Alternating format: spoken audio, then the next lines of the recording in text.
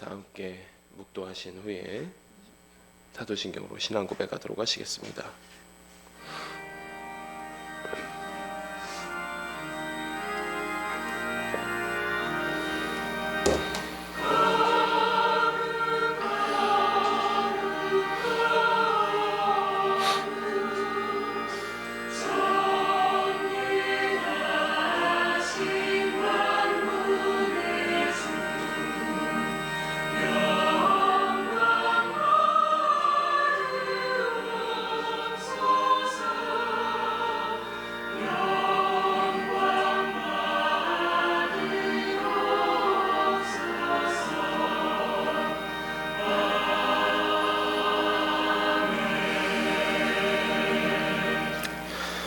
전능하사 천지를 만드신 하나님 아버지를 내가 믿사오며 그 외아들 우리 주 예수 그리스도를 믿사오니 이는 성령으로 잉태하사 동정녀 마리아에게 나시고 본디오 빌라도에게 고난을 받으사 십자가에 못 박혀 죽으시고 장사한 지 사흘 만에 죽은 자 가운데서 다시 살아나시며 하늘에 오르사 전능하신 하나님 우편에 앉아 계시다가 저리로서 산자와 죽은 자를 심판하러 오시리라.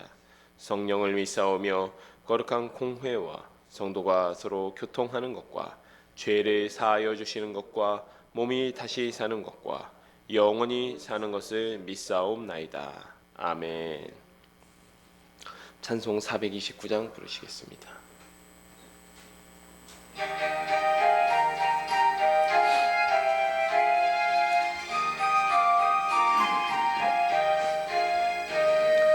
세상 모든 평판 오래인 대로 약한 마음 낙심하게 될 때에 내려주신 주의 복을 세어라.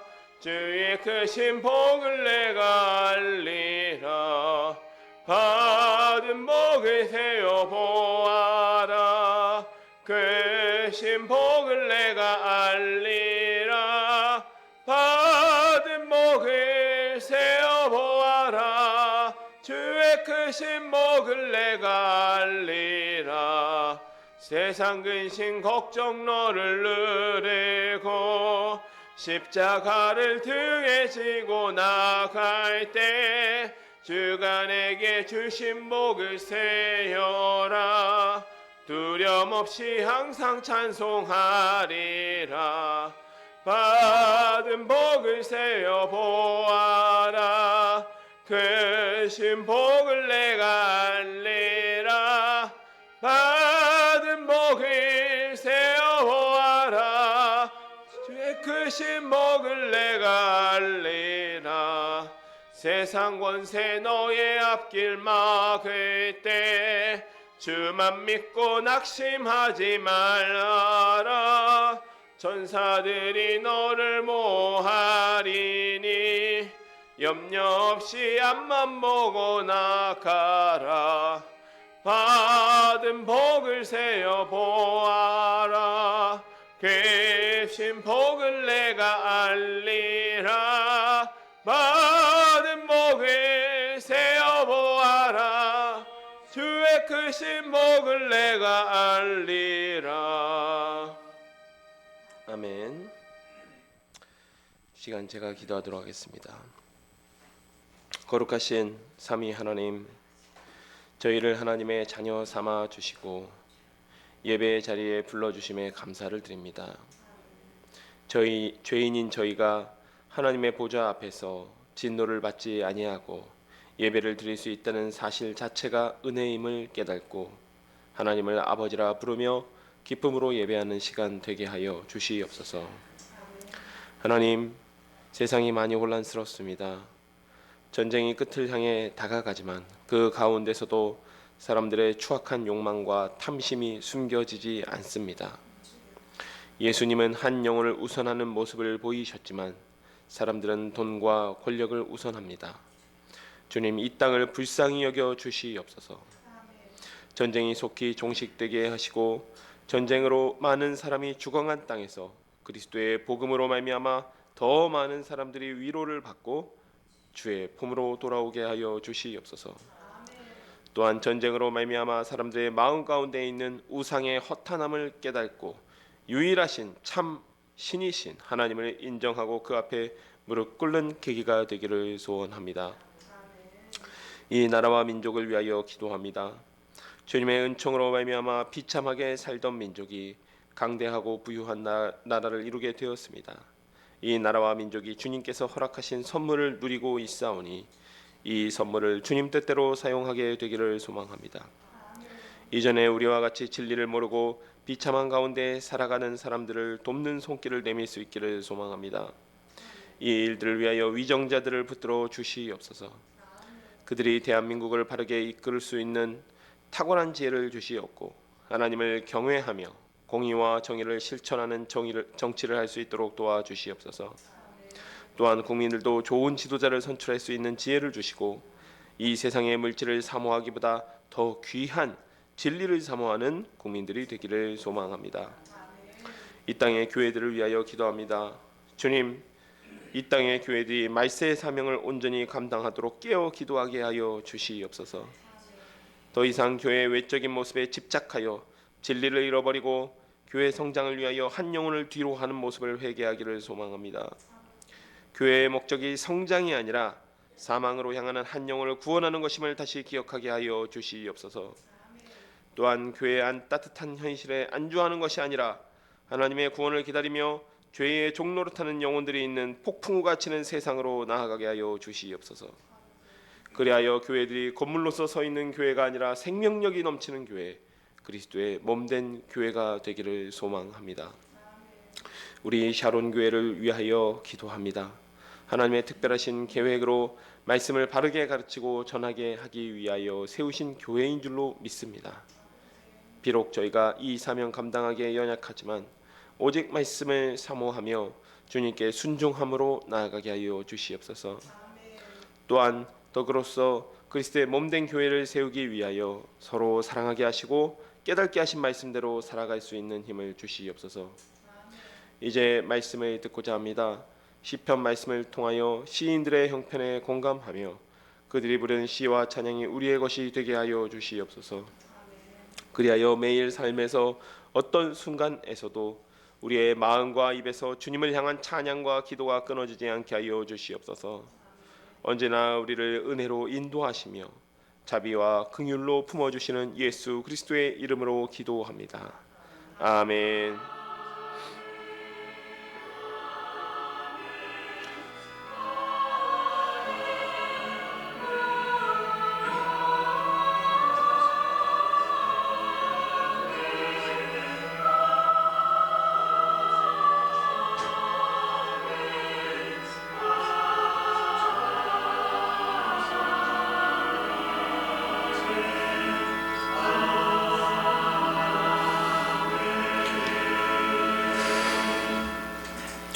이 시간 우리에게 주신 하나님의 말씀은 시편 78편 1절에서 11절 말씀입니다.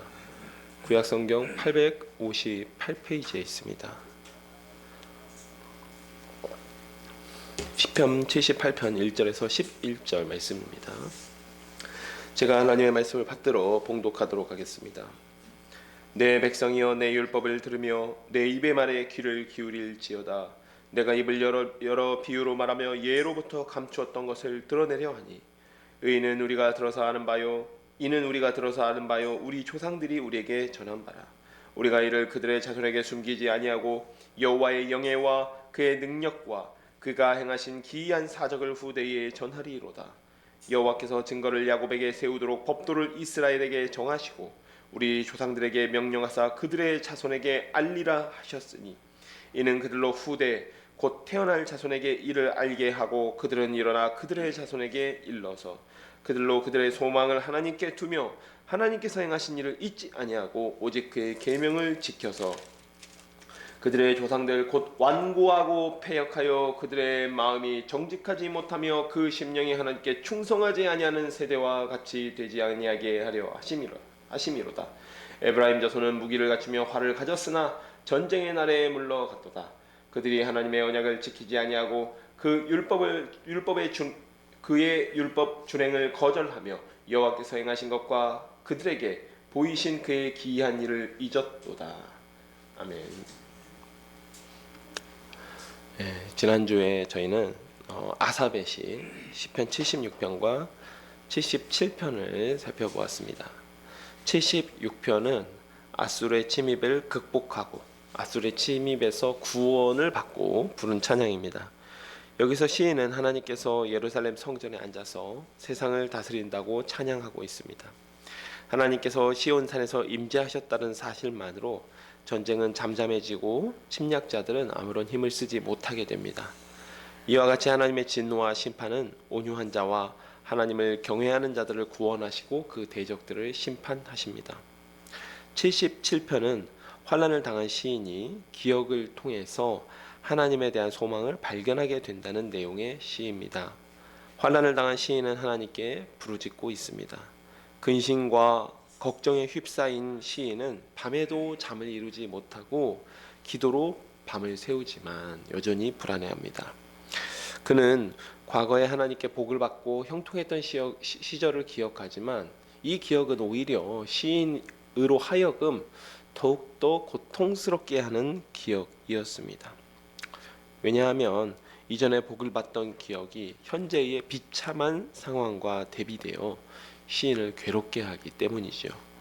그러나 결국 그는 하나님께 버림받았을까봐, 하나님께서 베푸시는 인자가 끝이 날까봐 두려워하는 것입니다. 그러나 결국에 그 기억이 이스라엘을 구원하신 하나님의 신실하심에 닿는 순간 하나님께서 그 백성을 버리지 않으시고 은혜를 베푸시는 분이심을 깨닫게 됩니다. 하나님을 향한 기억이 처음에는 고통으로 다가왔지만 지금의 현재의 비참한 현실과 대조되는 그런 고통으로 다가왔지만 결국에는 은혜에 대한 감격과 승리의 확신으로 바뀌게 된 것입니다. 이 시간에는 78편을 살펴보고자 합니다. 시편 78편은요 시편에서 두 번째로 긴 시입니다. 시편 119편이 가장 긴 시이고 시편 78편은 72절로 구성되어 있는 시입니다. 그래서 아마도 오후 예배 오늘 이 78편 한 편만을 보게 될 것 같습니다. 처음에 1절부터 11절까지인데 오늘 본문에서 처음에 제가 봉독을 하였기 때문에 따로 읽지는 않겠습니다. 이 시의 부제는 아삽의 맞쓰길이라고 합니다. 여기서 맞쓰길이라는 말을 몇 번 이야기했지만 교훈시를 이야기합니다. 다루는 내용은 이스라엘의 역사입니다. 그래서 따로 이 시를 78편은 교훈시로 분류하기도 하고 역사시로 분류하기도 합니다. 두 가지 성격이 있는 것이죠. 이 시가 기록된 시기는 여러 가지 논쟁이 있습니다. 크게 한 세 부분 정도로 논쟁이 되어지는데 가장 유력한 것은 다윗의 시대에 기록되었을 것이라고 생각됩니다. 왜냐하면 이 시의 결론이 결국 다윗 왕조의 등장과 함께 마무리가 되고 있거든요. 그래서 그렇게 된다면 아삽의 시라고 했던 이 아삽이 아삽 본인일 수가 있는 것이죠. 다윗 시대의 성전의 찬양 대장이었던 아삽 본인일 수가 있는 것입니다. 지금 방금 전에 저희가 읽었던 11절까지는 시편 78편의 서론에 해당합니다. 서론에 해당하는데 시를 기록한 목적에 대해서 이야기를 하고 있습니다. 시인은 지금 맞쓰길이라는 제목처럼 이스라엘 백성에게 교훈을 주기 위해서 이 시를 지었습니다. 특히 1절에 내 율법이라는 부분, 이거는 이제 히브리어로 토라라고 하는데 이 토라라는 뜻은 두 가지 의미가 있습니다. 이게 하나님께 대하여 사용되었을 땐 하나님의 교훈이라고 하면 율법이 되는 것이고 그 외에 사람들이 베푸는 교훈에도 토라라는 단어를 사용합니다. 그렇기 때문에 이 내 교훈이라는 말은 내 율법이라기보다는 내 교훈, 내가 전하는 이 교훈을 후대들을 잘 한번 들어봐라 라는 의미로 볼 수 있는 것이죠. 2절에서 옛날부터 감추어졌던 것을 드러낸다라는 것은 이스라엘 역사를 한번 살펴보아서 여기서 우리가 교훈을 한번 전달하겠다. 이 시를 통해서 이스라엘 역사를 살펴보면서 교훈을 한번 드러내보겠다라는 교육하겠다라는 것이죠. 그 교훈은 조상들이 후대에 교육을 한 것이고 또 하나님께서 후대에 교육을 하라고 명령하신 바였습니다. 이렇게 교육을 함으로써 7절 소망을 하나님께 두고 하나님이 하신 일을 잊지 않고 그 계명을 지키도록 합니다. 또한 8절 조상들의 완고하고 패역한 죄악은 본받지 못하게 하기 위함입니다. 이걸 이제 반면교사 이렇게 이야기하죠. 반면교사 혹은 사자성어로 이야기하면 타산지석 이렇게 얘기하는데, 사실 여기서 이스라엘 백성들의 어떤 모습들을 보면 좀 이스라엘 백성들의 완고하고 패역하고 하나님께 반역한 모습들이 많이 기록되어 있습니다. 즉 그런 것까지도 교육하면서 너희들은 너희 조상들과 같이 하나님의 은혜를 입었으면서도 하나님께 대들고 패역하고 이런 반역하는 이런 죄를 짓지 말고 그 소망을 하나님께 두라라는 교훈이 이 시 전체의 교훈이라고 볼 수 있는 것이죠. 네, 그리고 9절에서 11절에서는 에브라임 지파의 실정에 대해서 이야기하고 있어요. 그런데 여기서 무기와 활을 갖추었다라는 의미는 9절에서 이렇게 나오죠. 무기와 활을 가졌으나, 즉 여기서 무기화를 갖추었다는 얘기는 12지파의 주도적 위치에 있으면서 그 역할을 제대로 감당하지 못했다라는 것입니다. 우리는 사실은 유다 지파가 마치 이스라엘의 장자 지파처럼 역할을 했다라고 알고 계시죠. 근데 사실 이게 다윗 시대로는 맞는 말입니다. 다윗 이후로는 그게 맞는 말인데, 다윗 이전 시대, 그러니까 정확하게 이야기하면 사사 시대까지는 사실은 좀 장자 지파 역할을 했다라고 보면 약간 에브라임 지파 쪽에 더 가깝습니다. 왜냐하면 이제 그 여러 가지 이제 이 뒤에 다시 살펴보겠는데요. 이제 먼저는 가장 중요한 구절이 이제 60절에서요. 하나님이 실로에서 떠났다라는 구절이 있어요. 근데 이 실로가 무슨 지역이냐면 가나안 정복 전쟁을 할 때 여호수아 시대부터 사사 시대까지 성막이 있었던 곳이 실로입니다. 성막을 모셨던 곳이 실로이기 때문에 그 성막의 시대가 끝났다라고 이야기하는 것이거든요. 그러면서 여호수아도 따로 성을 건축하기 전까지 실로에서 진물을 본 것처럼 여호수아서에 기록이 되어 있습니다. 그래서 왕정 시대가 시작되기 전까지는 실로가 종교적 중심지 역할을 감당했고, 또 에브라임 지파가 자연스럽게 12지파의 일종의 리더 역할들을 조금 했던 것으로 보입니다. 그 증거가 무엇이냐면 기드온 시대 때 기드온이 승리를 거둔 후에 누가 와서 좀 딴지를 걸죠? 에브라임 지파가 와서 너희들 전쟁할 때 왜 우리 안 불렀어? 하면서 이렇게 좀 딴지를 걸지 않습니까?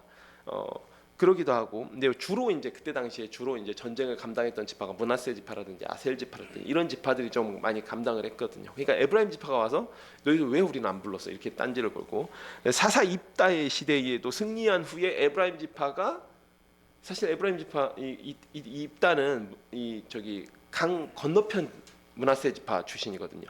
그러니까 서쪽 므낫세 지파, 동쪽 므낫세 지파 출신입니다. 그런데 에브라임 지파가 강을 건너와서 입다에게 또 딴지를 겁니다. 너희들 전쟁할 때 왜 우리 안 불렀어?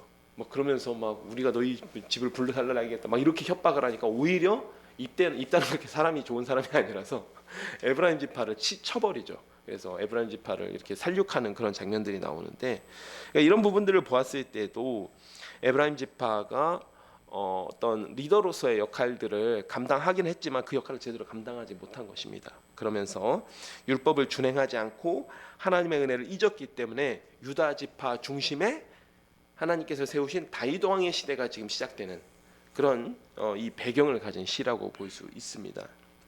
12절입니다.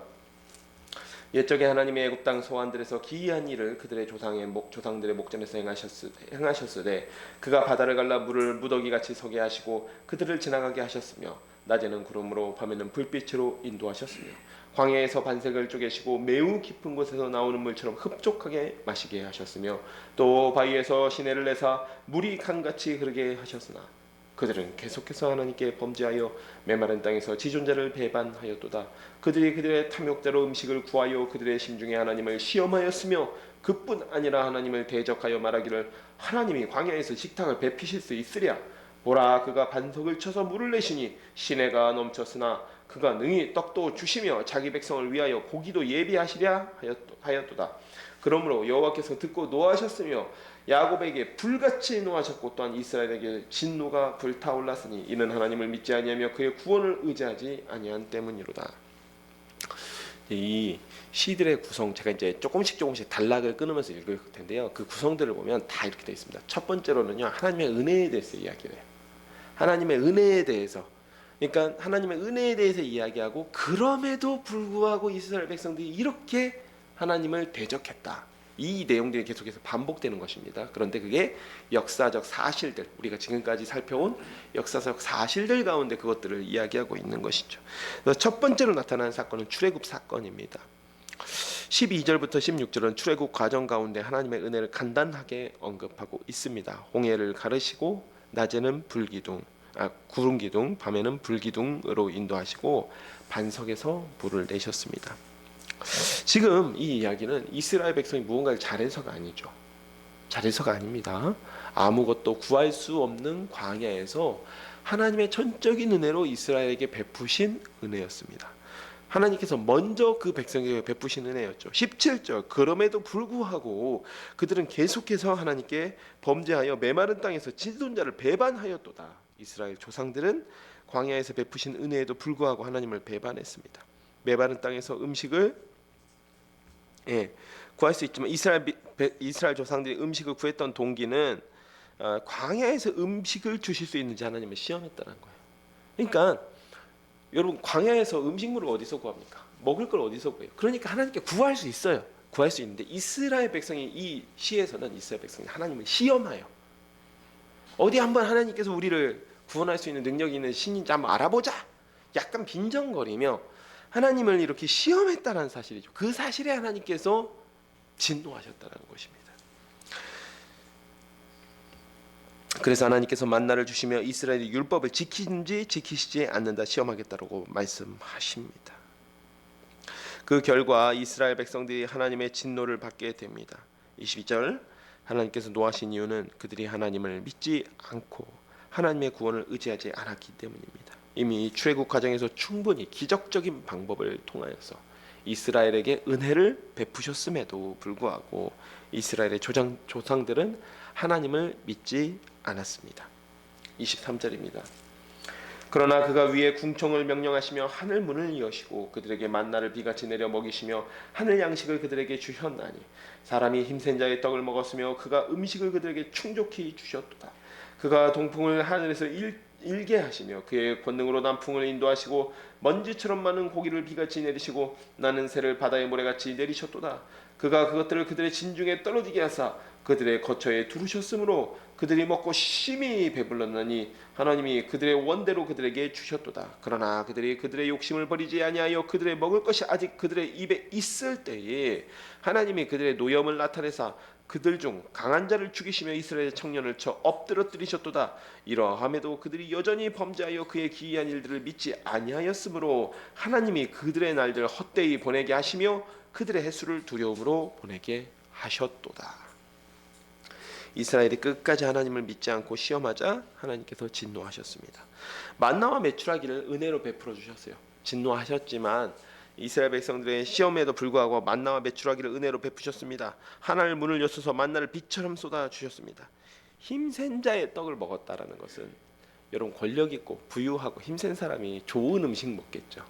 그러니까 이 만나가 어떤 싸구려 음식물, 그야말로 배만 채워서 생명만 이 근근히 연장시키는 음식물이 아니라 하나님께서 좋은 것을 주셨다는 겁니다.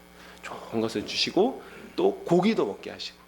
네, 지금이야 저희가 사실 뭐 고기를 먹고 또 단백질을 섭취하고 이런 것들이 상당히 쉬운 시절이 됐지만, 뭐 사실 우리가 중세 시대, 우리나라로 따지면 조선 시대만 가더라도 정말 큰 잔치가 있어서 일반 백성들은 큰 잔치가 있어야 한번 먹어볼까 말까 하는 게 이제 고기 아니겠습니까?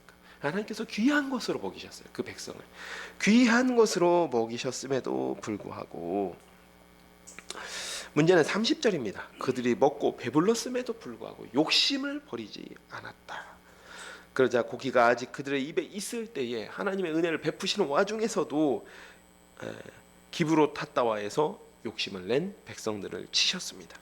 32절, 그럼에도 불구하고 그들이 여전히 깨달지 못하고 믿지 않자 그 날들을 헛되게 보내게 하십니다.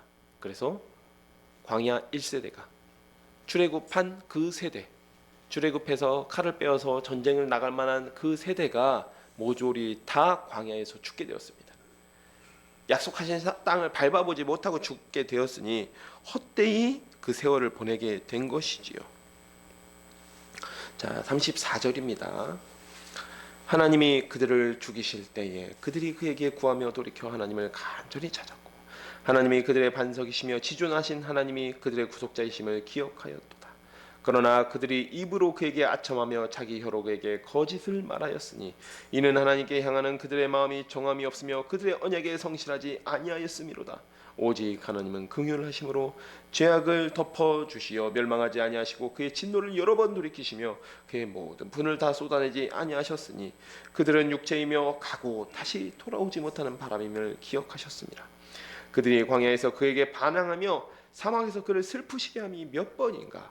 그들이 돌이켜 하나님을 거듭 시험하며 이스라엘의 거룩하신 이를 노엽게 하였도다. 그들이 그의 권능의 손을 기억하지 아니하며 대적에게서 그들의 구원하신 날도 기억하지 아니하였도다. 하나님께서 이스라엘에게 노하셔서 그들을 죽이실 때 하나님을 기억하여 하나님께 노하실 때에 하나님을 기억하여서 그 이스라엘 백성들이 하나님을 기억하여서 하나님께 돌아오는 듯 했다라고 이야기합니다. 36절에서 37절을 보면 광야에서 이스라엘 백성이 죄를 뉘우치고 돌이키는 듯 했던 모습은 사실 진실하게 돌이킨 것이 아니라 진실하게 회개한 것이 아니라 일시적으로 하나님의 진노를 피하기 위해 일시적으로 하나님 잘못했습니다 라고 꿇어 엎드린 것이죠. 그들이 언약을 성실하게 지키지 않았기 때문에 하나님께 반복적으로 죄를 지었습니다. 38절. 그럼에도 불구하고 그들의 정말 형식적인 회개, 진노를 피하기 위한 회개에도 불구하고 하나님께서 이스라엘 용서하신 이유는 그들이 회개를 했기 때문이 아니라 뉘우치고 회개를 했기 때문이 아니라 돌이켰기 때문이 아니라 오직 하나님의 긍휼 때문이다라고 말씀하고 있습니다. 하나님께서 불쌍히 여겨주셨기 때문에. 그래, 너 이거 오죽하겠냐? 마치 이런 것이죠. 아합 왕이 이제 네가 정령 죽으리라니까 아합 왕이 뭐 이렇게 좀 쇼를 하지 않습니까? 쇼를 합니다. 마치 뉘우친 것처럼 쇼를 합니다. 그때 하나님께 어떻게 하십니까? 긍휼히 여겨주셨죠. 그를 바로 치시지 않았습니다. 그 긍휼히 여겨주시는 은혜 때문에 멸망하지 않았다라고 이야기합니다. 또 하나님께서 이스라엘을 불쌍히 여기신 이유는 그들이 육체이고 한번 죽으면 바람과 같이 사라져 돌아오지 못하는 그러한 허탄한 인생임을 기억하셨기 때문입니다. 40에서 42절. 그러한 불쌍히 여겨주시는 은혜를 입었지만 그들은 거듭 하나님을 노엽게 하였습니다. 43절입니다. 그때 하나님이 애굽에서 그의 표적들을 소환들에서 그의 징조들을 나타내서 그들의 강에서 시내를 피로 변하여 그들로 마실 수 없게 하시며 쇠파리 떼를 그들에게 보내어 그들을 물게 하시고 개구리를 보내어 해하게 하셨으며 그들의 토산물을 황충에게 주셨고 그들이 수고한 것을 메뚜기에게 주셨으며 그들의 포도나무를 우박으로 그들의 뽕나무를 서리로 죽이셨으며 그들의 가축을 우박에 그들의 양떼를 번갯불에 넘기셨으며 그의 맹렬한 노여움과 진노와 분노와 고난 곧 재앙의 천사들을 그들에게 내려보내셨으며 그는 진노로 길을 닦으사 그들의 목숨이 죽음을 면하지 못하게 하시고 그들의 생명을 전염병에 붙이셨으며 애굽에서 모든 장자 곧 함의 장막에 있는 그들의 기력에 처음 것을 치셨으나 그가 자기 백성은 양같이 인도하여 내시고 광야에서 양떼같이 지도하셨도다. 그들을 여전히 인도하시니 그들은 두려움이 없었으나 그들의 원수는 바다에 빠졌도다. 그들을 그의 성소의 영역 곧 그의 오른손으로 만드신 산으로 인도하시고 또 나라를 그들 앞에서 쫓아내시며 줄을 쳐서 그들의 소유를 분배하시고 이스라엘의 지파들이 그들의 장막에 살게 하셨도다. 이 부분은요 그때에라고 해서 앞구절을 받는 건 아니에요. 그때라고 해서 지금 이 광야 생활을 받는 게 아니라 이런 이스라엘 백성의 패역함, 하나님의 은혜에도 불구하고 은혜를 먼저 입었음에도 불구하고 하나님께 대들고 반역하는 이들의 패역함이 얼마나 말이 안 되는지 알려주시기 위해서 애굽 백성과 이스라엘 백성을 이렇게 비교하고 있는 겁니다. 애굽 백성에는 열 재앙을 내리시면서도 하나님께서 그들을 심판하셨지만 이스라엘 백성은 끝까지 인도하여서 가나안 땅으로 인도하여 들이셨다라고 하는 부분이죠. 그래서 51절까지는 여러분도 잘 아시는 출애굽을 할 때 애굽에 내린 10가지 재앙을 이야기하고 있고요. 52절은 애굽에서 내리신 재앙과는 다르게 하나님의 백성을 양같이 인도하셨다. 그렇다면 이 이야기는 하나님께서 목자가 되어 주셨다라는 것이죠. 양떼를 돌보는 목자가 되어 주셔서 그 양을 인도하셨다. 53절 홍해를 건너게 하시고 가나안 땅에서 우상 숭배를 하던 민족들을 쫓아내시고 이스라엘이 그 땅에 살게 하셨습니다. 그러니까 이게 어디서부터입니까? 이제 출애굽하면서부터 이스라엘 역사가 쭉 흘러와서 가나안 땅에 정착하는 것까지 지금 여기 이 시가 흘러온 것이지요. 다음 56절입니다. 그러나 그들은 지존하신 하나님을 시험하고 반항하여 그의 명령을 지키지 아니하며 그들의 조상들 같이 배반하고 거짓을 행하며 속이는 활같이 빗나가서 자기 산당들로 그의 노여움을 일으키며 그들의 족각한 우상들로 그를 진노하게 하였음에 하나님이 들으시고 분내어 이스라엘을 크게 미워하사 사람 가운데 세우신 장막 곧 실로의 성막을 떠나시고 그가 그의 능력을 포로에게 넘겨주시며 그의 영광을 대적의 손에 붙이시고 그가 그의 소유 때문에 분내사 그의 백성을 칼에 넘기셨으니 그들의 청년은 불에 살라지고 그들의 처녀들은 혼인 노래소리를 들을 수 없었으며 그들의 제사장들은 칼에 엎드려지고 그들의 과부들은 애곡도 하지 못하였도다. 하나님의 긍휼에도 끝까지 하나님을 배반하자 드디어 하나님께서 이스라엘에게 진노하십니다. 60절에 여호수아 시대부터 실로에 있던 성막을 떠나셨다라고 말씀하세요. 아마 64절까지의 사건을요 조금 북왕국의 멸망과도 연결시킬 수 있을 것 같습니다. 하지만 좀 더 구체적으로는요 이 사사시대 끝에 엘리 제사장 시대의 블레셋과의 전쟁을 여러분 생각해 보신다면 이게 잘 맞게 되는 것 같습니다. 그래서 64절에 제사장들이 칼에 엎드려진 사건 누구 연장하죠? 이제 우리 그 블레셋과의 전쟁에서 승리하기 위해서 실제로 그들의 삶은 전혀 변하지 않지만 승리하기 위해서 법궤를 끌고 가죠. 그 법궤 메고 간 사람이 엘리 제사장의 두 아들이었던 홈리와 비나하스였습니다. 그리고 그 전쟁에서 죽임을 당하게 됩니다. 그러니까 제사장들이 죽임을 당하고 또 당시에 죽은 이스라엘 군인들의 아내들 뿐만 아니라 비느하스의 아내가 하필이면 그때 임신 중이었죠. 그리고 그 아내가 남편이 전사했다는 소식을 듣자 울지도 못하고 해산하다가 죽게 됩니다. 그리고 그 아들의 이름을 이가봇이라고 이름을 짓게 되지요. 그런 사건으로 인해서 즉 이 사건을 정점으로 해가지고 하나님께서 실로에서 그 성막에 머무르시던 하나님의 임재 그의 영광이 실로에서 떠났다라고 표현하고 있는 겁니다.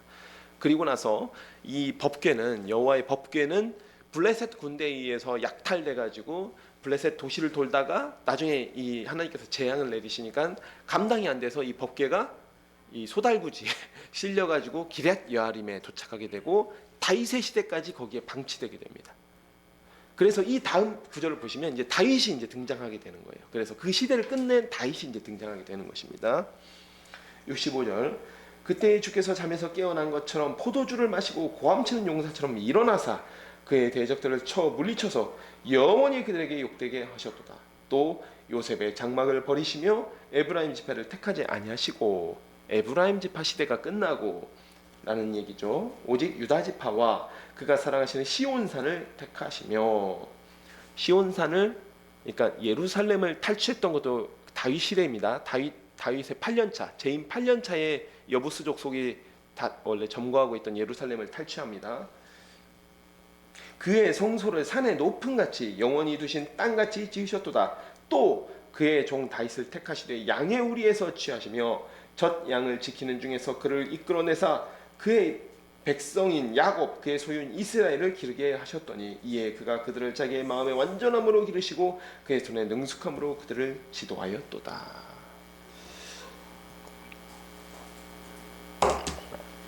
그러나 하나님께서 계속해서 이스라엘을 버려두지 아니하시고 대적들을 물리치시고 에브라임과 실로 대신에 유다 지파의 시온산을 선택하십니다. 이는 성전보다는 다윗 시대의 법궤를 시온산에 안치한 사건을 의미한다고 보아야 되겠습니다. 그리고 지금까지 이어진 이스라엘 백성의 반역은 70절 하나님께서 다윗을 선택하심으로 그러니까 말을 너무 안 듣던 그 양떼들 가운데 좀 성실한 목자인 다윗을 세우심으로 인하여서 하나님의 양떼인 이스라엘 대신 기르고 돌보게 하셨습니다. 그래서 그 다윗 이전인 이스라엘 조상처럼 반역이나 또 겉모습으로만 하나님의 진노를 회피하기 위해서 겉모습으로만 하나님의 말을 듣는 척하는 것이 아니라 마음의 완전함으로 그의 백성을 길렀습니다. 이 시간은 여기까지 78편 여기까지 살펴보도록 하겠습니다. 사랑하는 여러분, 시편 78편은 아삽이 이스라엘의 역사를 통해서 이스라엘 백성을 교훈하기 위해서, 교육하기 위해서 지었다라고 밝히고 있습니다. 그들이 전해 들은 역사는 그들의 조상들로부터 교육을 받은 것이고, 또한 이 시를 통하여서 이 시가 널리 낭송됨으로 그 자손의 자손대까지 역사가 교육되는 것이죠. 역사적 사실만을 교육하는 것이 아니라 이 역사적 사실을 통하여서 전달하는 교훈이라는 것은 그 소망을 하나님께 두라는 것과 완고하고 패역하던 조상들을 반면교사 삼아서 그들과 같이 되지 않게 하려는 목적이 있는 것입니다. 지금 이 역사 가운데 이야기하는 이스라엘 조상들이 어떻습니까? 너무 배은망덕하죠. 배은망덕. 그러니까 은혜를 이미 입었는데도 불구하고 계속해서 하나님께 대적하고 하나님께 반항하고 반역하는 그런 배은망덕한 모습을 본받지 않게 하려는 목적이 있는 것이죠. 또한 이 역사시의 결론 부분은 하나님께서 실로를 떠나서 시온산을 선택하시고 다윗을 이스라엘의 왕으로 세우는 것으로 마무리가 됩니다. 마치 이렇게만 보면 다윗이 세웠던 다윗이 임명했던 성전의 찬양 대장이었던 아삽이 다윗 왕조의 어떤 정당성을 노래하기 위해서 이 시를 지은 것처럼 그렇게 해석할 수도 있습니다. 그러나 시 전체의 내용이 무엇입니까? 이스라엘이 하나님께서 베푸신 은혜를 잊고 반역했다는 것. 그럼에도 불구하고 하나님은 그들을 기억하사 그들에게 은혜를 베푸셨다라는 내용들입니다. 여기에 우리가 받을 교훈이 있습니다. 이스라엘이 자신들의 역사를 통해 반복한 것처럼 하나님의 은혜를 잊으면 하나님께 반역을 하게 됩니다. 하나님의 은혜를 잊는 동시에 하나님께 반역합니다. 하나님은 우리들의 연약함에도 불구하고 반복적으로 은혜를 베푸십니다. 우리가 완전하게 하나님께서 마음에 드실 만큼 완전하게 하나님을 찾았기 때문이 아니라 전적으로 하나님의 긍휼하심에 하나님의 신실하심에 기대어서 하나님께서 은혜를 베푸시는 것입니다. 하나님 자신의 신실하심 때문에, 하나님 자신의 긍휼하심 때문에 은혜를 베푸신다는 것이죠. 그리고 그 은혜 덕분에 우리가 살아갑니다. 그래서 가장 중요한 사실은 하나님께 은혜를 구하기 전에, 하나님께 은혜를 구하는 거 너무 중요한데 그 전에 이미 우리가 받은 은혜를 기억하는 것입니다. 그리고 이 받은 은혜를 잊지 않는 것입니다. 그렇기 위해서 그 은혜를 되새기고 반복하고 교육하기 위해서 이 시가 쓰여진 것이죠. 받은 은혜에 감사하며 마음의 완전함으로 하나님 앞에 나아가는 자는 하나님께서 더 큰 은혜를 허락하십니다. 바로 그런 사람이 다윗이었죠. 우리 모든 샤론의 가족들이 이처럼 하나님의 은혜를 먼저 기억하고 감사하며 되새겨보고 그네에 감격하는 마음으로 하나님께 나아가는 그런 샤론의 가족들이 되시기를 축복합니다. 제가 기도하고 말씀 맺도록 하겠습니다. 하나님 아버지 참으로 감사드립니다. 오늘도 이렇게 귀한 시간 주시고 저희로 하여금 시편 78편을 볼 수 있게 해주시니 감사드립니다. 주님이 시편 78편 이스라엘 백성들에게 교훈을 주기 위해서 지은 역사시입니다. 주님 그 가운데서도 하나님은 이스라엘 백성을 먼저 선택하시고 크신 은혜를 베풀었고 이스라엘 백성들은 그 은혜에도 불구하고 하나님께 늘 반역하고 대적합니다. 그럼에도 불구하고 하나님께서 자신의 긍휼 때문에 그 자신의 신실하심 때문에 이스라엘 백성을 포기하지 않으시고 계속해서 은혜를 베푸시는 모습을 보게 됩니다. 주님 우리가 날마다 새로운 은혜를 구하여야겠지만 그럼에도 불구하고 먼저 하나님께서 우리의 삶에 베풀어 주신 그 풍성한 은혜와 축복과 사랑을 잊지 않게 하여 주시고 매일매일 되새기며 기억하며 그 하나님의 은혜와 사랑 앞에 나아가는 샤론의 가족들이 되게 하여 주시옵소서. 예수 그리스도의 이름으로 기도합니다. 아멘. 이 시간 함께 54장 부르신 후에 찬송 54장 부르신 후에 주기도문으로 예배 마치도록 하겠습니다.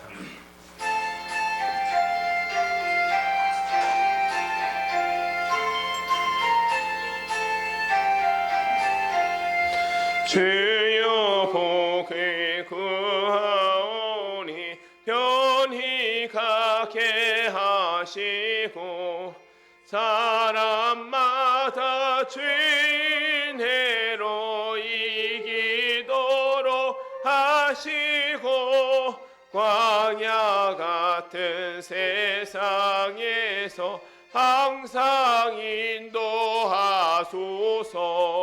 주의 복된 말씀 듣고 무한 감사합니다. 구원받은 주의 성도 열매 맺게 하시며 하나님이 우리 함께 항상 계시옵소서. 아멘.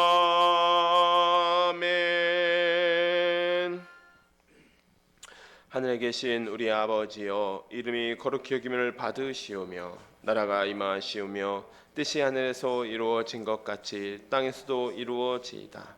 오늘 우리에게 일용할 양식을 주시옵고 우리가 우리에게 죄 지은 자를 사하여 준 것 같이 우리의 죄를 사하여 주시옵고 우리를 시험에 들게 하지 마시옵고 다만 악에서 구하시옵소서.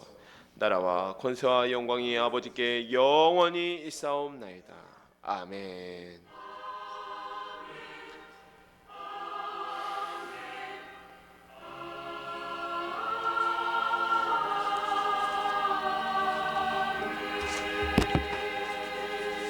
네, 예배 마쳤습니다. 하나님께 영광과 감사의 박수 올려드리겠습니다.